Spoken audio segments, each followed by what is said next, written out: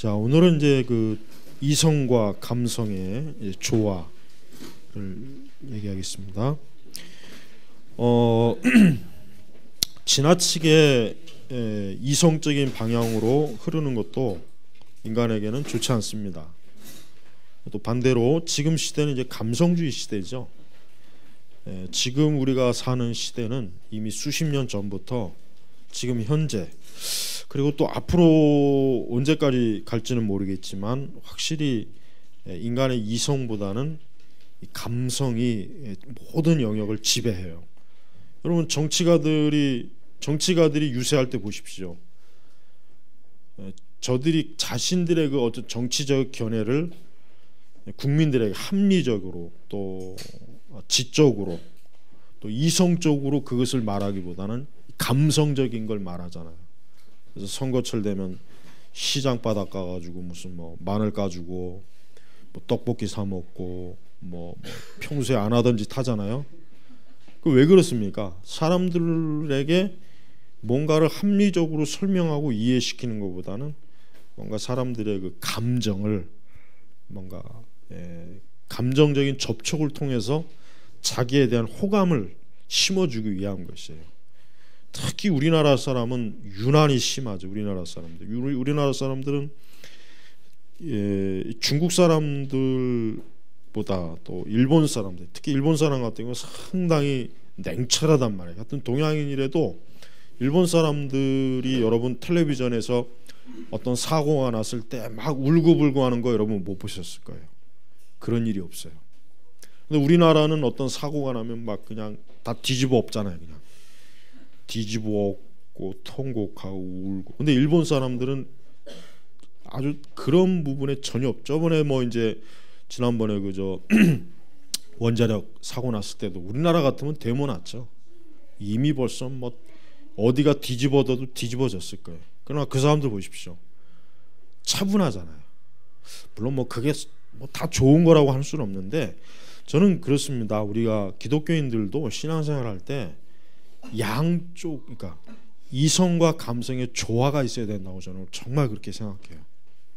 예를 들면 우리 개혁주의라고 해가지고 개혁주의는 항상 차갑고 뭔가 딱딱하고 아주 어떤 직적인 신앙만 추구하느냐, 대체로 이런 오해를 많이 하고 또 그렇게 의외로 또 알고 있는 분들이 많은데 그렇지 않습니다. 참된 개혁주의는 뜨거운 열정적인 믿음을 가지고 있어요. 뜨거운 믿음을 있고 거기에 또 함께 합리적이고, 그러니까 우리의 인간의 이성을 통해서 하나님이 우리에게 주신 그 진리의 말씀에 대한 또 바른 깨달음, 지적인 이해, 그러니까 이 두 가지가 조화를 이루어야 돼요. 그러나 사실 기독교도 이제 우리가 보면 알겠지만은 기독교라고 하는 게 확실히 감성적인 면에 정말 아주 굉장히 많이 치우쳐 있어요. 굉장히 많이 치우쳐 있어요. 아주 심할 정도예요. 어느 정도로 심하냐? 기독교의 근본적인 교리를 무시하고 그런 것들을 전혀 신경 쓰지 않아도 신앙생활, 어떤 교회 생활을 얼마든지 할 수 있는 그런 시대가 돼 있단 말이에요. 여러분 사실 솔직한 얘기로 뭐 기독론 몰라도 되고 신론, 뭐 종말론, 그다음에 무슨 우리가 성경 아주 기본적인 교리, 뭐 세례, 성찬, 사실 이런 거 모른다고 해서 지금 교회 못 다니는 세상은 아니거든요. 그러나 원칙적으로 이런 걸 몰라가지고 교회를 다닐 수 없는 교회가 되어야 정상이지, 이런 걸 모르고 교회를 얼마든지 다닐 수 있다고 하는 것은 그것은 말이 안 되는 거예요. 그건 정말 그 자체가 벌써 이게 정말 심각하구나, 이게 문제이구나 하는 것을 우리가 알아야 돼요. 그래서 우리가 이제 첫 번째, 인간은 이성과 감성의 조화가 깨지면 온전한 인간이 될 수 없다. 그렇습니다. 사람이 지나치게 이성적이면 안 되죠. 지나치게 어떤 이성적으로 모든 사물을 접근하고 모든 것을 이해한다면 그 사람은 아마 평생 외톨이로 살 수밖에 없을 거예요. 그래서 인간은 물론 인간의 그 이성의 힘은 굉장히 중요한 겁니다. 굉장히 아주 중요한 인간의 한 요소가 돼요.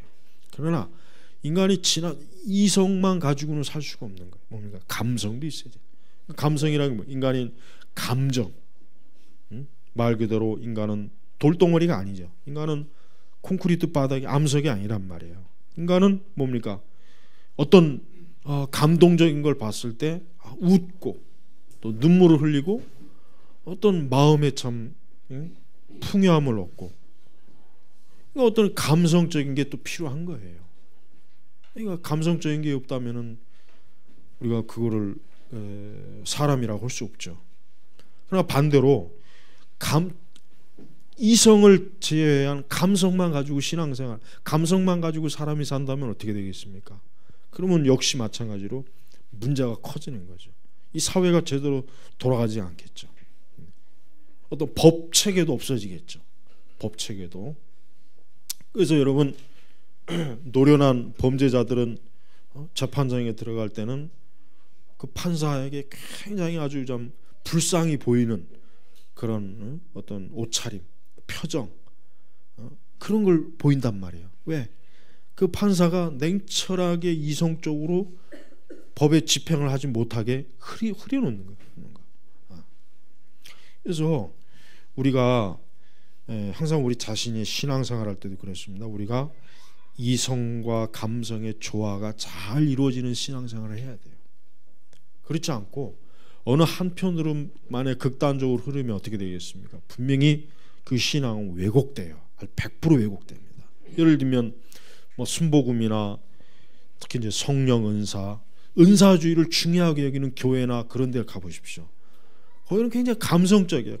그냥 뜨겁게 막 찬송하고 박수치고 통성기도 하고 또 막 방언기도도 하고 어떤 뭔가 막 그냥 감정적인 걸 가지고 굉장히 막 어떤 신앙을 막 돋궈줘요. 근데 거기에는 뭐가 문제겠습니까? 어떤 성경을 지적으로 이해하고 가르치고 배우는 것을 사실은 전혀 받아들이질 않아요. 그러다 보니까 뭡니까? 신비적이고 체험 중심적이고 감정 중심적인 신앙으로 막 우리 신앙이 형성되니까 많은 오류가 생기는 거예요. 많은 문제가 생기는 거예요. 예. 그래서 우리는 그런 부분에 이거는 좀 너무 한쪽 극단으로 치우쳤구나. 그래서 어떻게 됩니까? 예? 좀 더 그런 부분에 있어서 이성적인 신앙의 접근으로 그 신앙의 조화를 이루어져야 한편으로 생각을 하면서 한편으로 생각하고 하나님을 아는 지식을 알고 배우는 어떤 지적인 지식을 알고 있고 그러면서도 뭡니까? 뜨겁게 하나님 앞에 열정적으로 하나님을 뜨겁게 사랑하는 것, 우리의 마음을 다 우리 감정에 충만한 기쁨을 가지고 또 하나님을 사모하는 마음을 가지고 이게 있어야 된단 말이에요. 그러니까 우리 내 자신을 살펴볼 때 이 둘 중에 어느 한 가지가 부족하다 그러면은 그 부족한 면을 좀 채워줘야 돼요. 그래서 우리는 이 세상의 모든 우리가 어떤 면을 대하든지 우리는 이성적인 합리적이고 또 체계적이고 또 질서가 있고 이것과 또 감정적인 그러니까 우리의 합당한 우리가 하나님 우리에게 주시는 그 본래 그 인간이 가지고 있는 고유한 감정 우리가 느끼는 거 우리가 느끼고 우리의 마음에서 어떤 깨달아지고 우리의 마음에 어떤 감동을 받고 하는 이런 것들에 대해서도 우리는 기꺼이 우리의 마음이 충분히 열려 있어야 돼요. 그래서 대체로 우리가 기독교 안에서도 어떻게 보면은 양극단으로 흐르는 경우가 많이 있는데 대체로 오늘날의 기독교는 확실히 감정주의적인 기독교입니다. 거의 모든 면에서 그래요. 목회자들의 설교도 그렇고 찬양이 특히 그렇죠. 찬양이 얼마나 이 감정적입니까? 어떤 말씀에 근거한 찬양을 부르기보단 사람들이 막 어떤 감정적인 발산을 할 수 있는 찬양들을 굉장히 추구하잖아요. 그러니까 그게 사실은 참 굉장히 참 좋은 게 아닌데 그냥 그런 면으로 이제 자꾸 치우치는 것도 그렇고 그래서 우리가 이런 것이 잘 조화를 이루도록 우리는 항상 우리의 신앙을 어느 한쪽으로 좀 흐르지 않도록 그렇게 해야 됩니다. 근데 이제 또 하나 이제 뭐가 있냐면 두 번째로 기술과 정보는 인간을 물질적인 존재로 비인간화시킨다. 그러니까 우리가 확실히 이제 옛날 사람들보다는 우리 인간이 좀 메마르다. 뭔가 좀 메마른, 뭔가 모르게 사람이 좀 굉장히 그 좀 차갑고 인간적인 맛이 없고 굉장히 어떤 그 사람 간의 어떤 정이나 친밀함이 없어지는 그런 세상, 그런 사람들이 많아요. 왜 그렇습니까? 그거는 바로 이 기술과 정보라는 게 사람을 그렇게 만드는 거예요. 그러니까 마치 우리 사람을 기계처럼 대하는 거죠. 기계처럼. 예를 들면 우리가 이제 전화기도 그래요. 전화기도 그렇습니다. 여러분 요즘 그런다고 하더라고요. 뭐 저도 뭐 신문에서 봤지만은 음성 통화하는 거를 사람들이 별로 안 좋아한대요. 그냥 카톡 아니면 문자. 그걸 사람들이 좋아한대요. 음성 통화는 부담스러워하고 싫어한다는 거예요. 그러면 전화기 뭐하러 만들어놔? 그냥 문자만 하게 만들어 버리지. 그게 단적인 예예요. 그러니까 사람들이 사람과 사람을 대하는 것보다는 그러니까 정보통신으로 멀리 있는 사람하고 미국 사람들은 얼굴을 보고 통화하는 걸 굉장히 좋아하는데 우리나라 사람 부담스러워한대. 우리나라 사람들은 또 그러니까 의외로 여러분 서양 애들이 굉장히 합리적이고 이성적이지만 의외로 이 정보나 이런 것들은 좀 사용을 그렇게 덜 한답니다. 예를 들면 뭐 프랑스 같은 경우도 스마트폰 보급률이 그렇게 높지 않대요. 그렇게 높지 않다고 하더라고요. 근데 우리나라는 특히 이게 심해요. 우리나라는 아주 이런 부분에 굉장히 심합니다. 그러다 보니까 역시 뭐예요? 제가 전에도 얘기했잖아요. 옛날에도 사람이 이렇게 모여서 만나면 서로 대화해야 되는데 서로 카톡 보고 있어요. 더 심한 사람은 카톡으로 대화한대. 앞에다 앉혀놓고. 굉장히 우스운 얘기인데 실제로도 그런 현상이 있어요. 그러니까 여러분 이게 뭐 비인간화 시키는 거예요. 그리고 사람들이 항상 어떤 기술, 정보, 어떤 이런 거로만 사람이 소통을 하니까 사람과 사람 사이에 이렇게 이랬던 교제와 관계가 굉장히 어색하고 낯설고 불편하고 특히 불편하고 싫은 거예요. 근데 젊은 우리 청년들이 이런 게 길들여지면 결혼해서도 문제가 생기죠. 결혼해서도 우리 자녀들도 마찬가지예요. 애들이 조금만 이렇게 크면 벌써 그 자기 세계를 갖잖아요. 자기 테두리 안에서. 그럼 이게 또 이제 그 부모와 자식 간에 흔히 해서 뭐 소통이 안 되고. 그러니까 이런 비인간화가 사실 우리 인간의 이성이나 감정에 악영향을 주는 거예요. 잘못된 그 비합리성, 또 잘못된 감정을 우리 안에서 도출하게 만드는 게 사실 굉장히 많은 요소가 지금 여기에 있습니다. 그래서 우리가 온전한 인격의 구성을 우리가 갖추기를 힘쓰려면 어떻게 됩니까? 올바른 이성적인 판단과 적절한 감정의 조화를 갖춰야 된다. 그렇죠? 올바른 이성적인 판단과 적절한 감정의 조화죠. 아까 일본 사람 얘기했지만은 사람이 슬플 때는 막 울고 막 그래야지 그냥 눈물 한 방울도 안 흘고 그냥 아주 뭐 그냥 무슨 목석처럼 가만 이것도 사실은 비정상이거든요. 그것도 사실은 좋은 게 아니잖아요, 사실. 그러니까 너무 또 너무 지나치게 또 감정 발산하는 것도 역시 마찬가지고. 그러니까 우리가 신앙의 요소나 우리 모든 면에서 그렇습니다. 우리는 사람과의 만남도 그렇고 우리가 하나님과의 관계에서도 그렇습니다. 우리는 올바른 이성적인 판단을 가지고 하나님 앞에 기도하고 하나님의 뜻을 구하고 하나님의 말씀을 살펴봐요. 그러나 또 한편으로 우리가 시편을 보면 다윗이 얼마나 많이 부르짖고 애통해하고 슬퍼하고 하나님 앞에 얼마나 자기의 감정을 막 풍부하게 노출시키잖아요. 때로는 그것도 필요한 거예요. 네. 그래서 우리가 성경의 구성을 보면은 만약에 창세기부터 계시록까지 로마서가 같다면은 성경 읽기가 얼마나 힘들겠어요. 근데 성경의 구성을 가만히 보면은 시편도 있고 잠언도 있고 역사서도 있고 예언서도 있고 또 복음서도 있고 다양해. 그러니까 성경은 사실 어떠한 기질이나 어떠한 성향을 가질 수 있는 사람도 성경은 다 읽을 수 있어요. 어느 한 사람도 제외되질 않아요. 그만큼 하나님께서 사람을 그만큼 하나님이 완벽하게 한다는 거예요. 완벽하게. 그래서 우리가 우리 자신의 올바른 인격 구성되려면은 올바른 이성적인 판단과 적절한 감정의 조화를 이루어야 된다 이거예요. 이런 것을 갖춘 사람이 진정한 그리스도인이에요. 그냥 뭐 감정적으로 그냥 막 뜨겁게 막 방방 뛰고 막 이런 것만 아니고 또 그런 거 없이 그냥 어떤 차가운 신앙만 가지고 어떤 냉철하게 분석만 할 줄 아는 신앙도 역시 좋은 건 아닙니다. 그 두 가지가 적절하게 잘 조화를 이루었을 때 우리의 신앙의 인격이 잘 완성되는 거예요. 그래서 우리가 네 번째, 신앙은 지나치게 이성적으로 분석해도 위험하고 지나치게 감성적으로 치우쳐도 위험하다는 것을 잘 우리가 인식해야 된다 이게. 그러니까 우리 신앙이라고 하는 게 만약에 우리가 신앙을 어떤 이성적으로만 분석한다면은 우리는 하나님을 알 수 없어요. 하나님을 이해할 수 없습니다.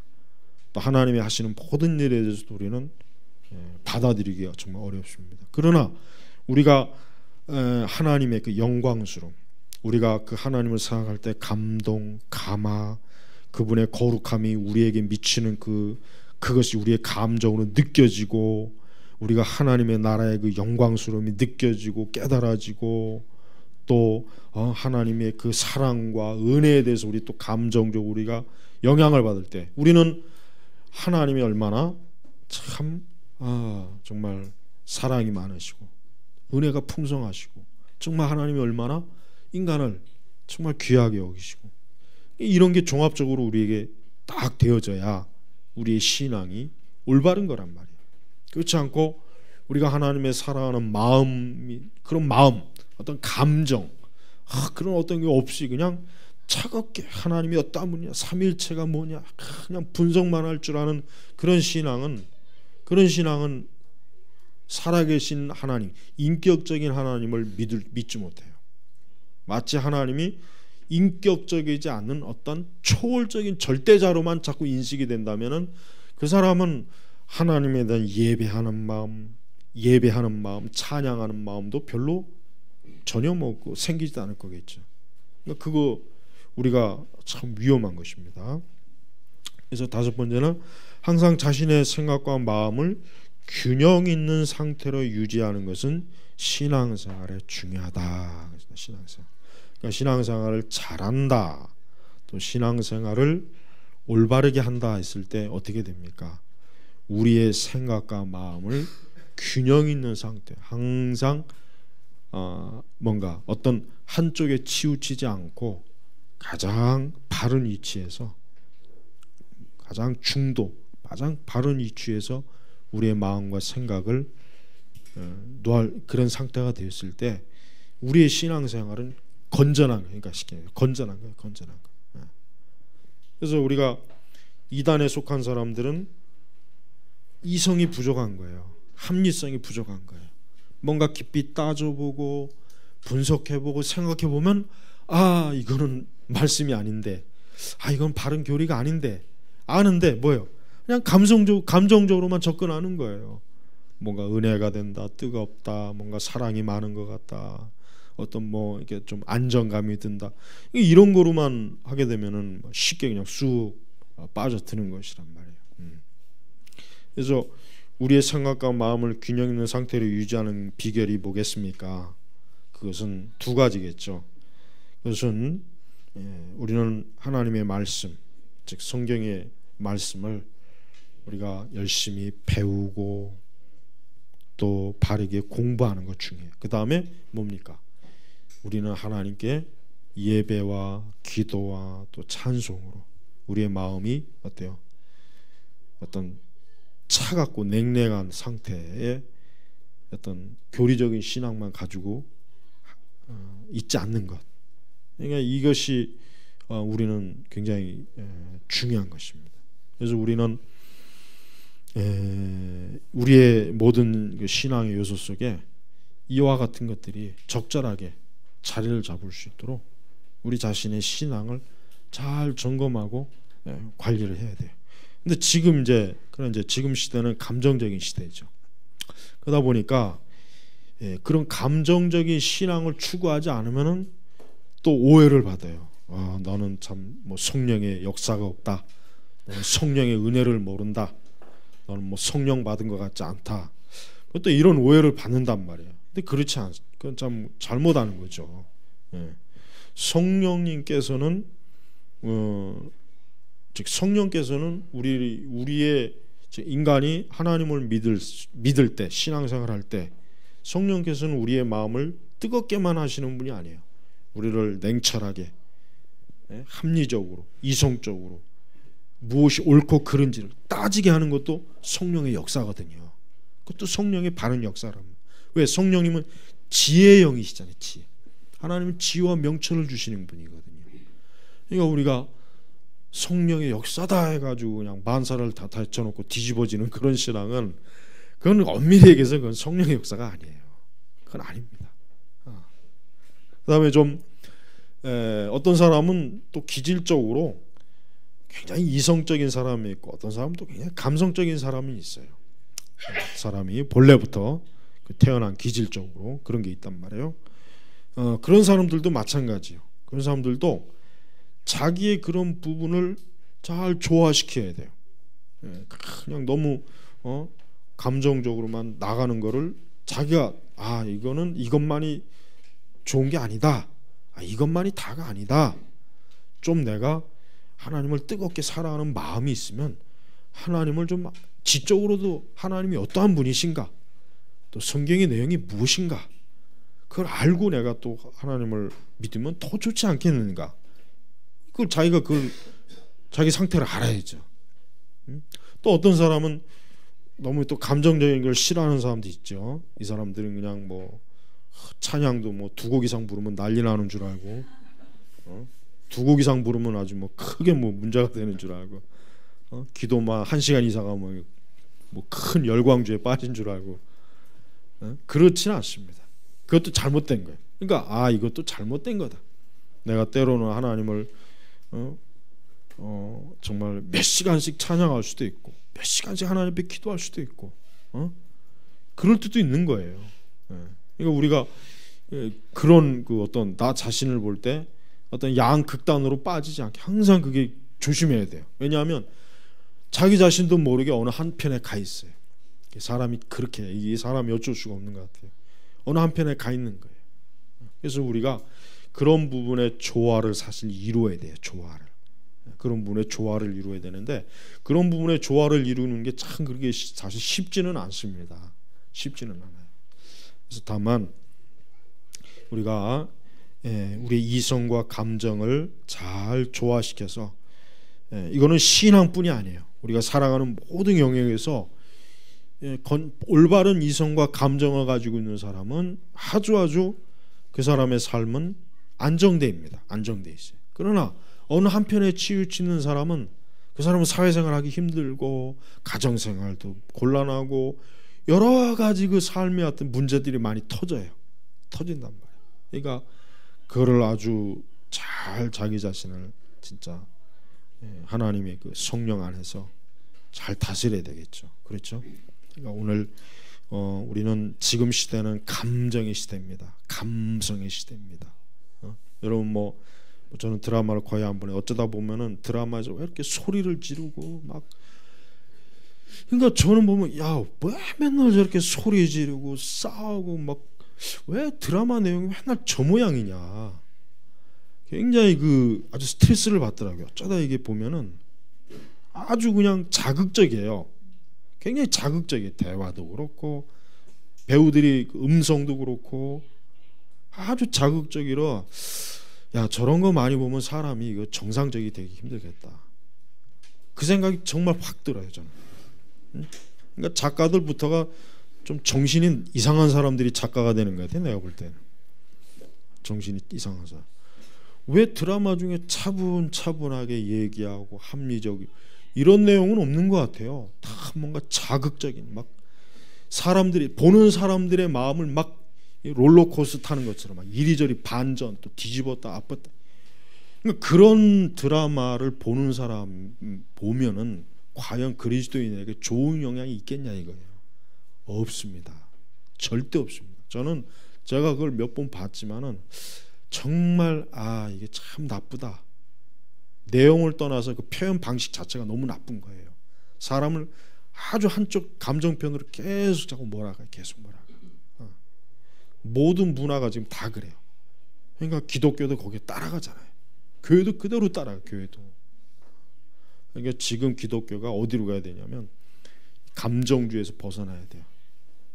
좀 더 이성적인 합리적인 방향으로 교회가 딱 가야 하는데 지금 그게 너무 안 돼요. 그게 진짜 이게 어느 시대마다 그 시대의 대세라는 게 있으니까 이게 글쎄 앞으로 몇십 년이 더 지나야 될지 그건 모르겠어요. 참 주의해야 됩니다. 또 반대로 이제 서구에 그 얼마 안 되는 교회들은 지나친 이성과 합리주의 때문에 교회가 무너져 버렸어요. 왜? 자유주의 신학 때문에. 자유주의 신학이 뭡니까? 인간의 이성의 모든 힘을 다 기울여서 조목조목 성경을 따지고 분석하는 거예요. 근데 그들에게는 하나님을 찬양하는 마음이 없어요. 경배하는 마음이 없어요. 하나님 우러러보는 마음이 없어요. 그냥 분석적인 거예요. 예? 마치 물질을 분석, 원자를 쪼개다.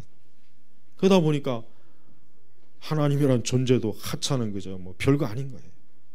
그러니 뭐 그런 어떤 인간이 어떤 그 종교적 경외함이 없는 그런 상태면은 뭐 모든 종교가 다 무너집니다. 기독교만 무너지는 게 아니라 다른 종교도 다 무너지게 돼 있어요. 그러니까 여러분 우리가 이런 양극단에 빠지지 않도록 항상 우리가 이 교회도 그렇지만 우리 자신도 이 부분에 정말 주의해야 건전한 이성과 또 건전한 감정 이게 잘 신앙의 조화를 이루어야 사람이 종교를 가지는 게 좋은 거구나 이런 생각이 들지. 여러분 무신론자들이 왜 종교를 왜 필요 없다고 자꾸 얘기하는 줄 아세요? 왜? 이 시대 종교를 가진 자들이 과격하거든.